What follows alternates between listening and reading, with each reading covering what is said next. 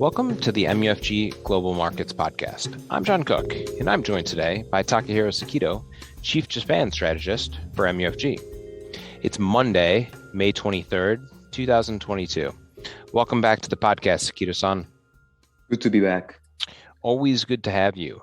Let's get right into it. So as you know, the April JSDA data is a great complement to other data series that we follow, the Ministry of Finance's portfolio investment, as well as the international transaction securities data, TIC data, et cetera.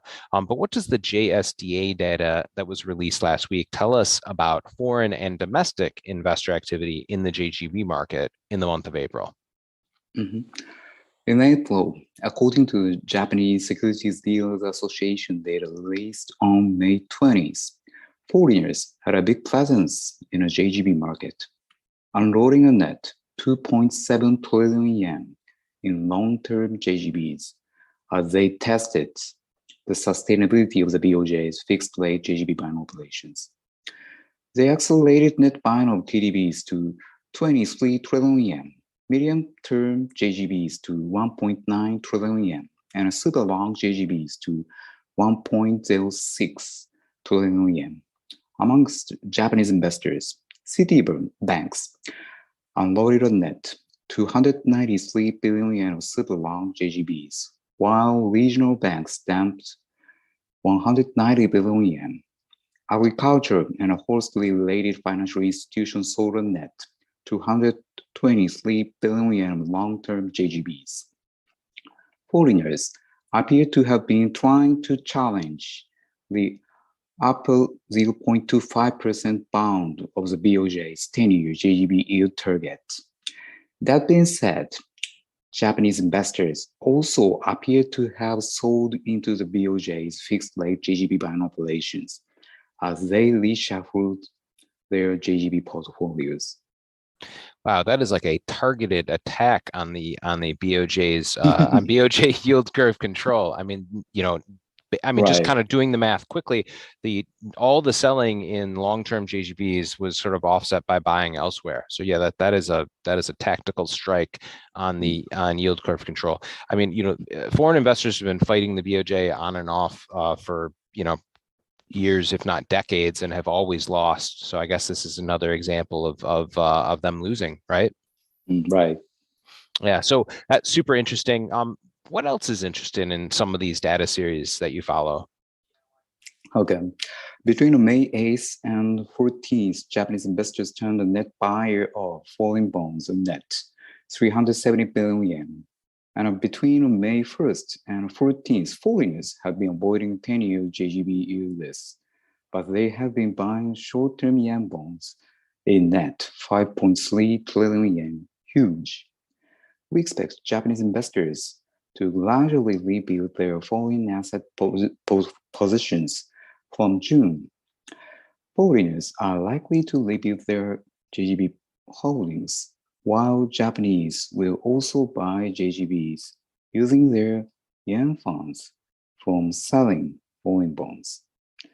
Conditions continue to challenge global bond investors, but JGBs could be the ultimate safe spot, and 10-year JGBs will likely continue to be the battleground between investors and the BOJ.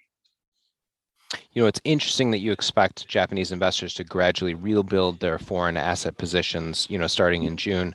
As everybody knows, Japan sold a huge amount of foreign bonds through April of this year. It's interesting that you note that Japanese investors have started to become net buyers, albeit modestly. But speaking of all that selling, let's backtrack and go to the March USTIC data. As I mentioned, everybody knew Japan was a seller of foreign bonds. U.S. bonds in particular. We got some of that information a few weeks ago from the balance payment data, but the size of the selling shown in the TIC data was just staggering. Tell our listeners more. U.S. Department of the Treasury International Capital USTIC data for March, released on May 16th, revealed that Japanese investors unloaded a net $33.2 billion of U.S. Treasuries, $494 million of U.S. agency bonds, and $5 billion of US stocks. In contrast, they continued to net buy US corporate bonds by $1.3 billion. Japanese investors substantially cut losses on US treasuries, which had ballooned in fiscal year 21, while also shifting to US corporate bonds. The shift to US credit bonds was a result of yen basis widening. US Treasury yields do not allow for higher hedging costs from widening dollar-yen basis.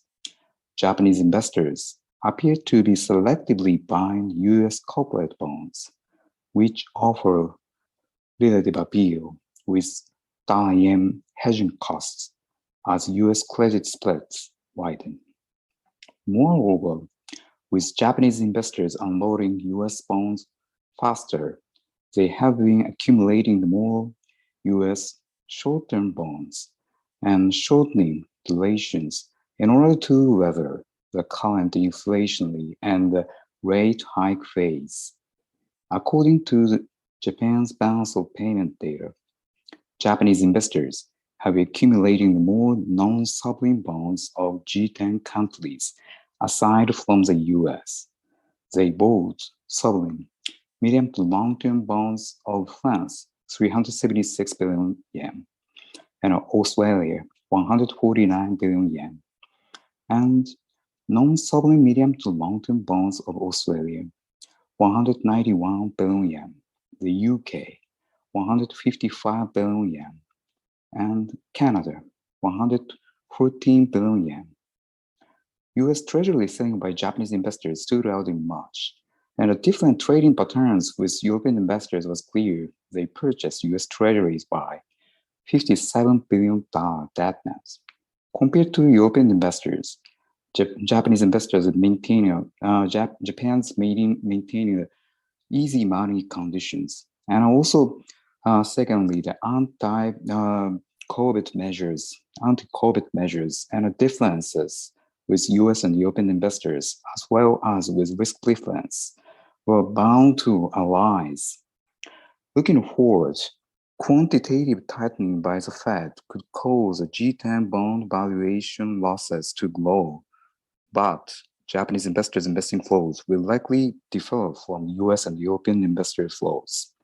This is because of differences in the latent US dollar asset hedging and access to dollar asset funding.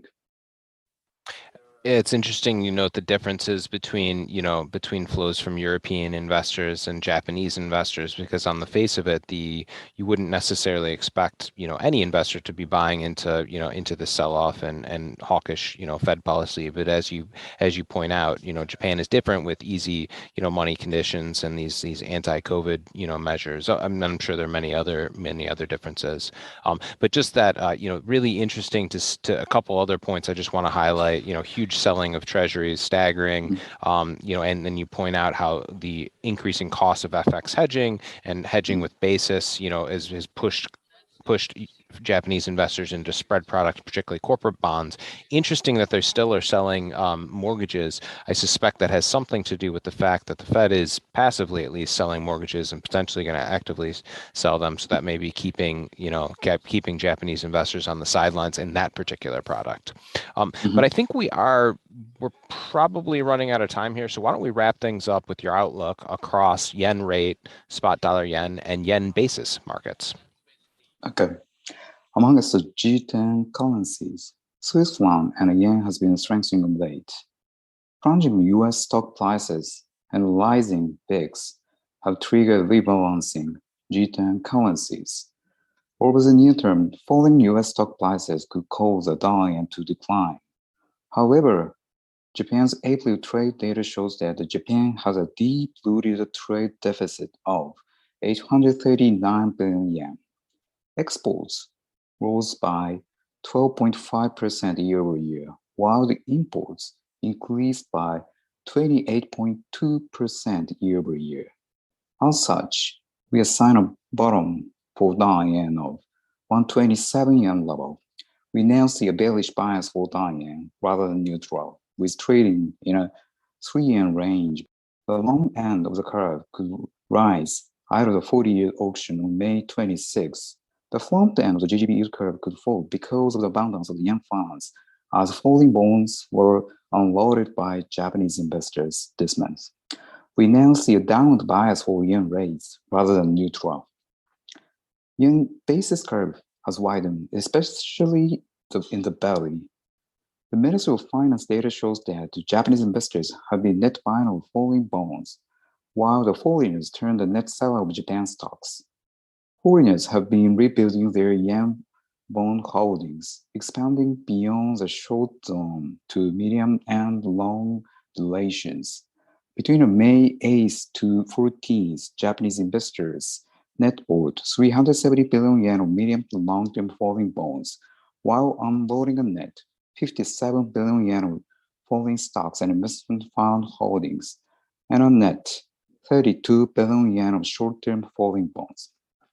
On the other hand, foreigners net bought 373 billion yen of medium to long-term yen bonds, and 201 billion yen of short-term yen bonds, while selling a net 342 billion yen of Japan stocks and investment fund holdings. Over the near term, whether Japanese will continue to invest in foreign bonds remain unclear. We expect yen basis to maintain a neutral bias.